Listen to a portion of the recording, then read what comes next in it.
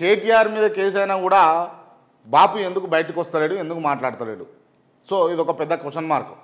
కవిత మీద కేసు అవుతుంది అని అన్నప్పుడు కావచ్చు, లేకపోతే కేటీఆర్ బావమరిది ఇంట్లో మరి కొంతమంది ఉన్నారు అన్నప్పుడు కూడా అంత పెద్దగా బయటకు వచ్చి స్పందించి మాట్లాడినటువంటి అంశాలు అయితే పెద్దగా కనబడలే.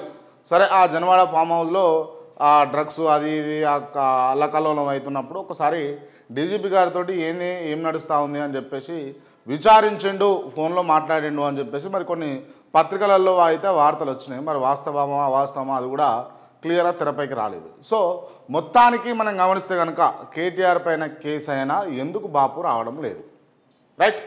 నెంబర్ 1. నెంబర్ 2 ఏంది అని అంటే, కోమటిరెడ్డి వెంకటరెడ్డి గారు పోయి అల్లు అర్జున్ ఆ థియేటర్ కాడికి, సంధ్య థియేటర్ కాడికి పోయి అక్కడ తొక్కేసలాట్లో ఎవరైతే బలైపోయారో వాళ్ళ కుటుంబానికి 25 లక్షలు ఇచ్చిండు. సో అది నిన్న కూడా ప్రశంసించడం, ఇవాళ కూడా చెప్పుకోవాలి. ఎందుకు అని అంటే ఇండిపెండెంట్గా ఇచ్చిండు, ప్రభుత్వం నుంచి చేయలేదు, ప్రభుత్వ ఖజానా నుంచి చేయలేదు, ఆయన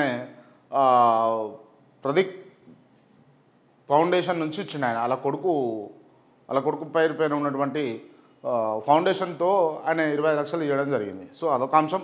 అదేవిధంగా ఇంకొకటి గమనిస్తే ఎవరైతే ఏసీపీ ఉన్నారో ఏసీపీ అల్లు అర్జున్ మీద ప్రెస్ మీట్ పెట్టి తిట్టిండట.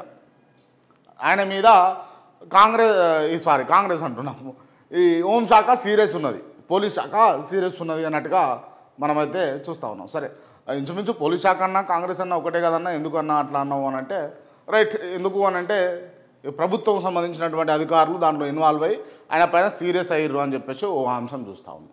అండ్ ఇంకోటి ఏంటి అంటే, ఇప్పటికీ కూడా గురుకులాలలో ఇంతగానం ఉరుతా ఉన్నా, ఇంతగానం మాట్లాడుతూ ఉన్నా, ఇంతగానం చెప్తా ఉన్నా, ఇంతగానం వార్తలు వస్తూ ఉన్నా, ప్రభుత్వానికి అయితే చలనం లేదు, నిమ్మకు నీరెత్తినట్టు ఉన్నది క్లియర్గా గమనిస్తుంటే. ఎందుకు ఈ అంశం చెప్తున్నానంటే, ఎక్కడా కూడా అసలు గురుకులాలకు పోయి ఒక మంత్రి కానీ, ఒక ఎమ్మెల్యే కానీ, ఒక ఎంపీ కానీ పోయి మాట్లాడింది లేదు, అక్కడ పరామర్శించింది లేదు. అంటే అల్లు అర్జున్ వాళ్ళ చచ్చిపోయారు, వాళ్ళ ఇంటికి పోలే, వాళ్ళ పరామర్శించాలి, వీళ్ళ పరామర్శించాలి, ఆడికెందుకు పోలే, ఈడికెందుకు పోలే. ఎస్, అరే ఆఫ్టర్ ఆల్ అల్లు అర్జున్ అండి, రాష్ట్రంలో ఒక భాగం అల్లు అర్జున్, రాష్ట్ర ప్రభుత్వం మీ చేతిలో ఉన్నది, మీరేం చేయాలి? అల్లు అర్జున్ చేయలేదు కాబట్టి మీరు కూడా చేయరా అండి? ప్రతి దాంట్లో ఈ హీరోలతోటి పోల్చుకోవడం ఏంది అసలు కొంచెం ఇబ్బందికరమైనటువంటి అంశం. అంటే అత్త కోడలకు బుద్ధి చెప్పి అత్త ఆమా పనులు చేసినట్టు ఉన్నది అన్నట్టుగా. అల్లు అర్జున్ ఏమో పోలే అని మీరు అనబడుతుంది. మరి ఆ పాము కాట్లతోటి, లేకపోతే ఆ అన్నం బాగాలేక, లేకపోతే ఆడ పురుగుల అన్నం పెట్టి, లేకపోతే పాయిజన్ ఫుడ్ అయ్యి వాళ్ళేమో ఇబ్బంది పడుతూ ఉన్నారు. మరి ఆ గురుకులాలకి ఎంతమంది మంత్రులు పోయారో లీస్ట్ ఇవ్వండి, ఎంతమంది ఎమ్మెల్యేలు పోయారో లీస్ట్ ఇవ్వండి, ఎంతమంది ఎంపీలు పోయారో లీస్ట్ ఇవ్వండి. ఒకసారి మాట్లాడదాం దాని మీద కూడా. ఒక ముఖ్యమంత్రి గారు పోయిర్రా, అదేదైనా విజువల్ ఉంటే అది కూడా వేసి చూపిస్తాం. ఎస్, ముఖ్యమంత్రి గారు పోయిర్రు ఇట్లా అని చెప్పేసి చెప్తాం, బాగుంటుంది కదా. అటువంటివి కదా చేయవలసింది. ఏమో అసలు రాష్ట్రం అంతా అరే రైతులకు రుణమాఫీ ఏది, ఆ ముచ్చట లేదు. జనవరి దగ్గరకు వస్తుంది, అవుతుందా కాదా? రైతు భరోసా ఇస్తారయ్యేలా, జనవరి దగ్గరకు వస్తుంది, అవుతుందా కాదా?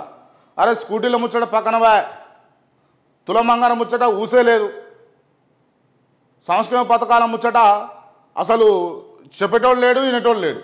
ఏమున్నా అల్లు అర్జున్, కాంగ్రెస్, రేవంత్ రెడ్డి, కోమటిరెడ్డి వెంకటరెడ్డి గివేనా అండి? గివా అనండి కావాల్సింది. ఏం నడుస్తూ ఉంది రాష్ట్రంలో, ఏం చేస్తూ ఉన్నారు అసలు? ఏంది ఇది? సినిమా ఇండస్ట్రీతో లొల్లి ఎందుకండి? ఎందుకు? ప్రభుత్వానికి వచ్చేది ఉందా, పోయేది ఉందా? బెనిఫిట్ షో కేసీఆర్ ఉన్నప్పుడు, ముఖ్యమంత్రి ఉన్నప్పుడు పుష్ప సినిమా రిలీజ్ కాలే, పుష్ప 2. రేవంత్ రెడ్డి గారే ముఖ్యమంత్రిగా ఉన్నారు. రేవంత్ రెడ్డి గారు ముఖ్యమంత్రిగా ఉన్నప్పుడే పుష్ప 2 రిలీజ్ అయింది. బెనిఫిట్ షో రేవంత్ రెడ్డి గారు ముఖ్యమంత్రి ఉన్నప్పుడు, కాంగ్రెస్ పార్టీ అధికారంలో ఉన్నప్పుడే బెనిఫిట్ షో వేసిర్రు.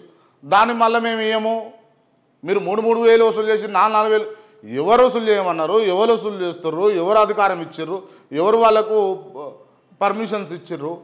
మీరు వద్దురా 200 రూపాయల టికెట్ అని అంటే ఏం చేద్దరు వాళ్ళు? ఏదంతా అయిపోయింది, ఒడిశా పండుగ ఒడిసిపోయింది. దాని తర్వాత ఇవన్నీ మళ్ళీ ముచ్చట్లు.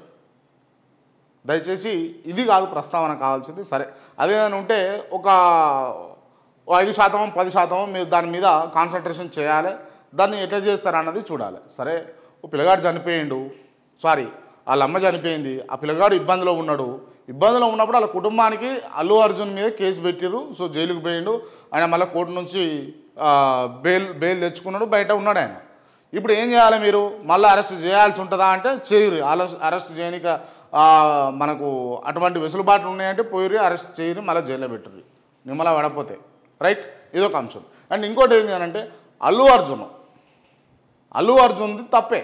నిన్న కూడా చెప్పినాం, మొన్న కూడా చెప్పినాం, ఇవాళ కూడా చెప్తాం, తప్పే. పర్మిషన్ ఇయ్యి, పోయి పరామర్శించరా పోయి, నువ్వు పోయి ఏం జరిగింది ఏంది వాళ్ళకు, నువ్వు 25 లక్షలు అన్నావు కదా, 25 లక్షలు కాదు 50 లక్షలు ఇవ్వ అని చెప్పేసి ఏమనాలి. ఏందండి పోయి దాడులు చేసుడు ఎక్కడిది? చుట్టూ నిన్న అల్లు అర్జున్ ఇంటి మీదకి పోయి దాడి చేసిన వాళ్ళందరూ కూడా రేవంత్ రెడ్డి గారికి సాన్నిహితంగా తిరిగిన వాళ్ళే. అంటే అది ఎందుకు ఇండికేషన్? నాకు తెలిసి ఇంత దుర్మార్గంగా రేవంత్ రెడ్డి చెయ్యి మీరు పోయి కొట్టుర్రి అని అంటాడు అని అనుకోవడం అయితే నేను అనుకోవట్లేదు.